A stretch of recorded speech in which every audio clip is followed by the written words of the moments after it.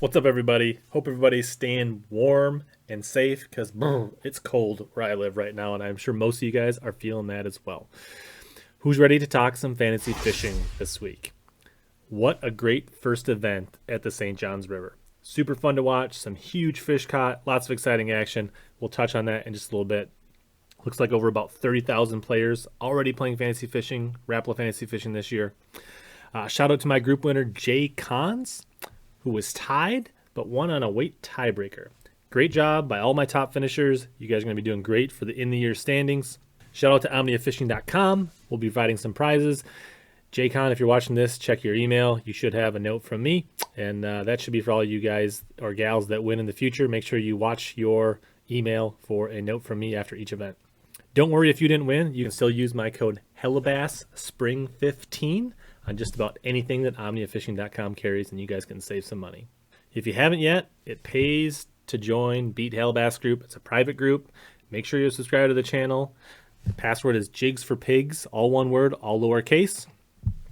It's not too late to join and win. If you haven't signed up for fantasy fishing, you still got time. You can still win every single tournament. Overall, I had a pretty good start at the St. Johns River at almost 92%.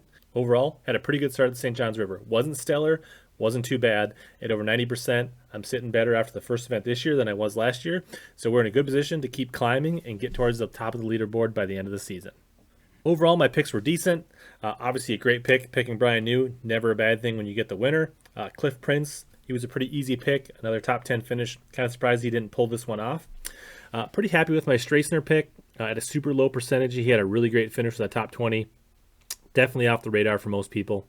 My Pat Schlopper pick, probably not the best. I thought he was going to pull it off. He had a good day 2. He just couldn't get enough fish on that shortened day 1, which actually burnt a lot of anglers and a lot of people's fantasy buckets. But then again, I'm happy I didn't pick Rick Clunn, so I'm still way ahead, about 40-some% of you that picked Rick Clunn. Bad deal that he didn't weigh the fish that he apparently caught on Bass Track, but that's fantasy fishing for you. It's just like any other fantasy sport. If somebody gets pulls a groin in warm-ups and he's out for the day, those kind of things happen. And Kyle Welcher did okay, but typically you want something better than a top 50 for your bucket A pick. So, Hackney definitely would have been a great pick there.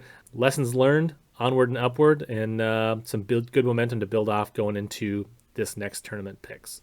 All right, let's talk about what to expect this week in Knoxville. It's been super cold all across the middle part of the country, so obviously water temps are going to be cold. Obviously, it's going to hold these fish back a little bit, but the extended forecast looks for highs in the low 50s to almost 60s with lows in the upper 30s to low 40s. So that should stabilize things and make fishing actually be pretty decent, I think. This section of the Tennessee River is not a lot like Kentucky Lake or Chickamauga or Gunnersville. It's definitely a little more river-like than some of the other Tennessee River fisheries that you're used to. Definitely look for anglers that are good cold, late winter pre-spawn anglers. There's very minimal grass in this fishery at this part of the Tennessee River. And I think overall, Tennessee River experience is going to be a plus in this event. People that know how to fish Tennessee River through the winter and early spring are going to have a leg up on the competition. All right, let's jump into the picks. Let's start with Bucket E for Tennessee River out of Knoxville. Obviously, the people that are in Bucket E aren't super excited about their finish at St. Johns River. These are people that finished in the bottom 20% at the St. Johns River. So these are all people that are looking to get their season back on track. Nobody really jumped out at me that I was super excited about in Bucket E. So I decided to go with Garrett Paquette. Paquette did fish the 2019 Classic on Knoxville. He didn't have a great performance, but obviously being part of that event at a similar time of the year, and if he pre-practiced, he should have some knowledge about the body of the water. And then seeing what other competitors did and didn't do and succeeded in that event should set him up to at least have some prior knowledge that could allow him to have a good tournament. So anything like above a top 50 out of my Bucket E would be a win. Garrett Paquette is my pick. It's in Michigan. The cold water, the chilly temperatures shouldn't bother him, being from Michigan. Now, most of the crowd is going with Skylar Hamilton, who's a Tennessee local. Right now we're looking at about 50% total ownership. Now, the people that happened this past one with Rick Clunn on the St. Johns River, and that didn't work out so well. But I think he is a better pick. He has done fairly well in some cold weather winter tournaments like the Elite event in 2017 at Cherokee, as well as the 2018 Lake Martin event, which was also in February. Those were both wintertime, like late winter, early spring tournaments in Alabama and Tennessee. I think he had top 20s in both of those events. Probably not as risky to go with the chalk this time and go with the group as it was with Rick Clunn on the St. Johns River. Moving on to bucket D, Mullins is the overall favorite pick, being a Tennessee angler. He did not fish the Knoxville Classic, but he is a cranker, so that doesn't shock me. He's actually a pretty good pick. It came down to two anglers for me in this buck. One was Jason Christie, the other, Paul Mueller, for very different reasons. If it's a spinnerbait jig type bite, I think Christie could be a monster in this event, and I think he could be a really great pick. He's a fairly high percentage, around 20%, and I wouldn't be surprised if he ended up being one of the top picks. The other guy that I'm looking at is Paul Mueller. He won on Lanier. He had a really good event at Cherokee. Cranking is by far one of his favorite ways to catch fish. He seems to do really well in these cold tournaments. He's really good at his electronics, so if he can find an offshore deal, I know some of this will be more of a mid-range offshore, not super deep, but I like Paul Mueller's chances. As of now, I'm leaning Paul Mueller, but watching the practice and how it unfolds, I could see myself switching back to Jason Christie right before the tournament. Stay tuned on that, which way I'm actually going to go. But as of now, Paul Mueller is my pick. Obviously, Zaldane is a pretty popular pick because he had a good classic there in 2019. And obviously, there's some really strong anglers like Scott Martin, John Cruz, Canterbury in this bucket as well to be considered. But for me, it really comes down to Christie and Mueller for me in bucket D. Bucket C, it also came down to two people. For me, there's definitely more and more talent in this bucket. Anglers, Cliff Perch, that did really well in the 2019 Classic. Kelly J with his prowess with a jerkbait could be really strong in this event. But to me, I really like Kyle Welcher and Matt Robertson in this event. Kyle Welcher, being a Tennessee River guy from northern Alabama, loves to fish Chickamauga. He likes to fish way up in the river part of Chickamauga. He likes to fish shallow current breaks. All of that should play really strong this week in Knoxville. He should find himself very at home. But Matt Robertson did fish the 2019 Classic. He had a really strong practice. He was super confident. He thought he had a really good chance of blowing that thing out. So that leads me to believe that he's got some things figured out. He probably learned some things from that event. He's from Kentucky Lake. He fishes the Tennessee River a ton. He's very strong in these types of water. He's no stranger to crankbaits, spinnerbaits, reaction baits, power fishing. So I look for Matt Robertson to get redemption on that 2019 Classic. And plus, he has a chip on his shoulder from the St. Johns River. Not happy about either one of those. So I expect him to have a breakout event this week. So I think Robertson is your guy for bucket C. Welcher is another strong pick, and there's obviously some other strong picks to look at as well.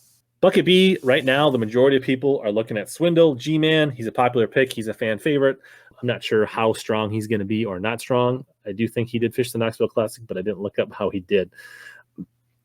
You know, a guy like Micah Frazier is interesting to me. He did really well on Hartwell several years back in a cold water tournament for FLW on a shad wrap. You know, that's the type of stuff. Flat-sided balsa crankbaits could be really strong in this event. Never sleep on Stetson Blaylock. He could be really strong here. But for me, my pick is Buddy Gross. He's a Tennessee River expert. You know, he's done well on Pickwick. He's done well on Gunnersville. He's done well on Chickamauga. No reason he won't be able to figure the fish out. He had some mechanical troubles at St. Johns River with his boat.